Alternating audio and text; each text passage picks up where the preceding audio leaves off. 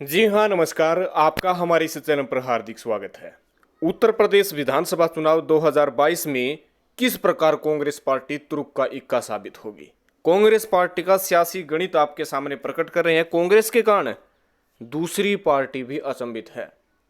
खोने के लिए कुछ नहीं है, दूसरी पार्टी को हराने के लिए कांग्रेस पार्टी के पास सब कुछ है। जी हाँ, ध्यान से इस वीडियो को शुरू से अंत तक देखिएगा। अगर आपने हमारे इस चैनल को सब्सक्राइब नहीं किया तो अभी कर ले, क्योंकि सबसे पहले और सबसे सटीक जानकारी आपको इस चैनल पर दी जाती है। हालांकि उत्तर प्रदेश में कांग्रेस पार्टी के पूर्व में सांसद रह चुके राहुल गांधी का जो है स्थान भी यही है, सोनिया गांधी का सांसदिक स्थान भी यही है, रायबरेली और अमेठी जो स्थान प्रमुख रूप से कांग्रेस पार्टी के और गांधी परिवार के माने जाते हैं। लेकिन अब की बार लोकसभा चुनाव में राहुल गांधी की हार हुई, ये बात अलग है।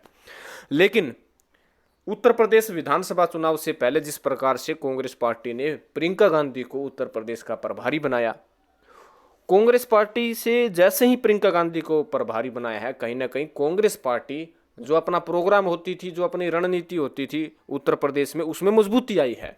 पहले उत्तर प्रदेश में कांग्रेस पार्टी बिखरी सी हुई थी, लेकिन प्रियंका गांधी के आने से सभी नेता एकजुट होने लगे, कार्यक्रम में एक साथ शरीक होने लगे। लेकिन रणनीति की बात करें, शुरुआत में हम रणनीति की बात करते हैं। ये देखिएगा, भारतीय राष्ट्रीय कांग्रेस वैसे तो भारत में लगभग हर जगह अपना जनाधार खो चुकी है। यही हाल पार्टी उत्तर प्रदेश में भी है। यहाँ पार्टी 27 साल के लंबे वक्त से सत्ता से दूर है। पार्टी का सवर्ण, दलित और मुस्लिम वोट बैंक अब बढ़ चुका है। इसके बावजूद पार्टी के पास अपना एक परंपरागत वोट बैंक है, जिसके कांग्रेस को करीब 9% वोट मिलते हैं। आपको बता दें कि कांग्रेस पार्टी के पास फिक्स वोट बैंक है कि 9% वोट बैंक उत्तर प्रदेश में आएंगे ही आएंगे। आपको बता दें कि 2017 के चुनाव में आप देख सकते हैं कांग्रेस पार्टी को 9 सीटें मिली थी। 2012 में आप देख सकते हैं 2012 में आप देख सकते हैं 28 सीटें मिली थी। और प्रतिशत की बात करें तो हर चुनाव में कांग्रेस पार्टी को करीब 9% वोट बैंक मिलता ही मिलता है उत्तर प्रदेश में। ये 9% वोट बैंक बहुत कम नहीं है, बहुत ज़्यादा है दूसरी पार्टी को हराने के लिए। आपको बता दें कि कांग्रेस पार्टी का प्रमुख उद्देश्य सबसे पहला है कि भाजपा को हराना। खुद हार जाए लेकिन भाजपा को हराने का प्रमुख उद्देश्य है। चाहे दिल्ली का विधानसभा चुनाव हो, चाहे फिर पश्चिम बंगाल का विधानसभा चुनाव हो, चाहे फिर हरियाणा का विधानसभा चुनाव हो, चाहे फिर महाराष्ट्र का विधानसभा चुनाव हो। जिस प्रकार से महाराष्ट्र में शिवसेना के साथ गठबंधन किया, कहीं ना कहीं साफ संकेत है कि भाजपा को हराने के लिए कांग्रेस पार्टी कुछ भी कर सकती है। तो कांग्रेस पार्टी ने एक ऐसा रणनीति बनाई है कि भाजपा को हराया जा सके। आपको बता दें कि जो भारतीय जनता पार्टी जिस वोट बैंक पर राजनीति कर रही है, जिस वोट बैंक से अपनी रणनीति बना रही है, जिसमें ओबीसी वोट बैंक है और राजपूत वोट बैंक है, राजपूत और ब्राह्मण वोट बैंक है। आपको बता दें कि ब्राह्मणों का जो मुद्दा उठा था, ब्राह्मणवाद का, कि योगी सरकार ब्राह्मणों के विरुद्ध में है, ऐसा जो मुद्दा विपक्ष ने उठाया था, ब्राह्मणों का मुद्दा बहुत तेज गति से ये उठा था। प्रमुख उद्देश्य था भाजपा से ब्राह्मणों को विमुख करना, क्योंकि 2017 के चुनाव में ब्राह्मण, राजपूत और ओबीसी वोट बैंक ने बहुत ज़्यादा वोट भाजपा को दिया था।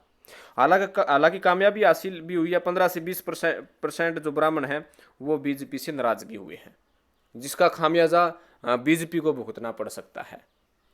कांग्रेस पार्टी भाजपा के उम्मीदवारों को ध्यान में रखते हुए अपने प्रत्याशियों का चयन करेंगे। उनका प्रमुख उद्देश्य है भाजपा के वोट बैंक में सेंधमारी करना, उनके वोट बैंक को कमजोर करना। जरूरत पड़ने पर कांग्रेस पार्टी, समाजवादी पार्टी या बीएसपी पार्टी या अन्य पार्टी भाजपा को छोड़कर उनका सहारा भी दे सकती है। जरूरत पड़ने पर उनके साथ गठबंधन भी कर सकती है। कांग्रेस पार्टी को कमजोर आंकना समस्त पार्टियों के लिए बहुत ही, कह सकते हैं कि, गलत नजरिया है। आप सीटों की बात करें तो 2017 में कांग्रेस पार्टी ने दलित को 91 सीटें दी थी, मुसलमान को 70 सीटें दी थी, ओबीसी को 110 सीटें दी थी, ब्राह्मण को 45 सीटें दी थी, ठाकुर को 59 सीटें दी थी और अन्य को 12 सीटें दी थी। तो ये देख सकते हैं। और भारतीय जनता पार्टी की कल्पना करें तो आप देखिएगा, दलितों से ज़्यादा 6 सीटें कांग्रेस ने दी थी। हालांकि मुस्लिम वोट बैंक को एक भी सीट जो है भाजपा ने नहीं दी थी, उसके मुकाबले 70 सीटें कांग्रेस ने दी थी। और वहीं ओबीसी की बात करें तो ओबीसी वोट बैंक पर विशेष तौर पर से भाजपा जो है निशाने पर थी, तो 128 सीटें सबसे ज़्यादा ओबीसी को भाजपा ने ही दी थी। वहीं ब्राह्मण को 45 सीटें दी थी और ठाकुर को 59 सीटें दी थी कांग्रेस पार्टी ने। तो कहीं ना कहीं वोट बैंक के हिसाब से जो काम दिल्ली में किया था, जो काम पश्चिम बंगाल में कांग्रेस ने किया था, जो काम जो महाराष्ट्र में किया था, उसी के लिहाज से कांग्रेस पार्टी उत्तर प्रदेश के मैदान में आ रही है। उनका मेन टर्निंग पॉइंट है किसी भी तरीके से भाजपा को हराना। भाजपा को हराने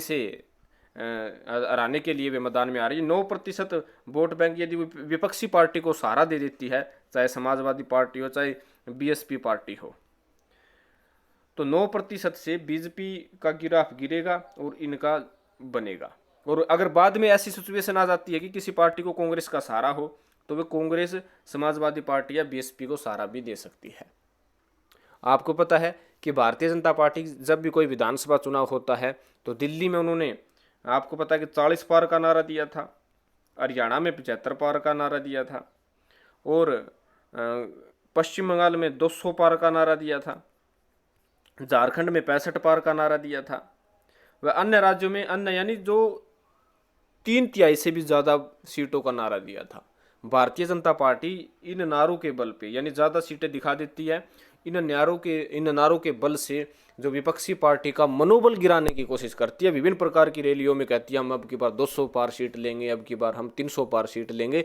तो उत्तर प्रदेश में भी भारतीय जनता पार्टी अब की बार 350 पार कहेगी। प्रमुख उद्देश्य है विपक्षी पार्टियों का मनोबल गिराना, कॉन्फिडेंस कम करना, आम जनता को अपनी तरफ आकर्षित करना। विभिन्न प्रकार के नेशनल मीडिया चैनल में भी ये कहेंगे कि अब की बार 350 पार, माहौल बनाने की कोशिश की जाती है। हालांकि उस माहौल में अब जो चुनाव हो रहे हैं विधानसभा चुनाव में, चाहे पश्चिम बंगाल हो, चाहे दिल्ली हो, चाहे हरियाणा हो, चाहे महाराष्ट्र हो, चाहे फिर झारखंड हो, चाहे फिर दिल्ली हो, तमाम राज्यों में आधी सीट भी जो उन्होंने नारा दिया है उसमें प्राप्त नहीं कर पाई है। हरियाणा में 40 सीटें प्राप्त की, हालांकि गठबंधन किसी और पार्टी से बनाकर उन्होंने सत्ता हथिया, और जो पश्चिम बंगाल में 200 सीटों का नारा दिया था 77 सीट पर रह गई, और जो दिल्ली में 40 पार का नारा दिया था मात्र 8 सीट पर रह गई। यानी नारों के बल पे, नेशनल मीडिया के बल पे भारतीय जनता पार्टी विपक्षी पार्टियों के साथ कहीं ना कहीं अपनी मजबूत स्थिति दिखाती है ताकि लहर बन जाए। लेकिन अब स्थिति बदलती हुई नजर आ रही है। अगर जातिवाइज की बात करें तो मुस्लिम वोट बैंक पर कांग्रेस की अच्छी पकड़ है, हालांकि सपा और बसपा की पकड़ है, लेकिन कांग्रेस का भी अच्छा खासा वोट बैंक मुस्लिम वोट बैंक पर है। सवर्ण जाति पर भी अच्छा खासा वोट बैंक है कांग्रेस का। और इसके साथ साथ आप देख सकते हैं 2017 का ये आपका जो है वोट प्रतिशत 9% वोट बैंक लेती है। 9% वोट बैंक अहम हिस्सेदारी कांग्रेस पार्टी बनाने वाली है। तो यही रणनीति है कांग्रेस की कि भाजपा की हार हो, किसी भी तरीके से वे यदि कोई दूसरी पार्टी कंपटीशन में आई कि ये लगता है कि वे भाजपा को हरा सकती है, चाहे समाजवादी पार्टी हो चाहे बीएसपी हो, तो वे उनके साथ भी लग सकती है। जरूरत पड़ने पर वे समाजवादी या बसपा पार्टी से गठबंधन भी कर सकते हैं। तो ये था कांग्रेस पार्टी का उत्तर प्रदेश का सियासी समीकरण। आपको कैसे लगा? आपके लिहाज से अब की बार उत्तर प्रदेश में किस पार्टी की सरकार बनेगी, कौन बनेगा अब की बार मुख्यमंत्री? साफ साफ शब्दों में कमेंट कीजिएगा, क्योंकि आपका कमेंट बहुत महत्वपूर्ण है। वीडियो अच्छी लगे तो शेयर भी कर दिया करें। शेयर करने से हमारा मनोबल बढ़ता है और आने वाली वीडियो और अच्छी बनाने की हम कोशिश करते हैं। धन्यवाद।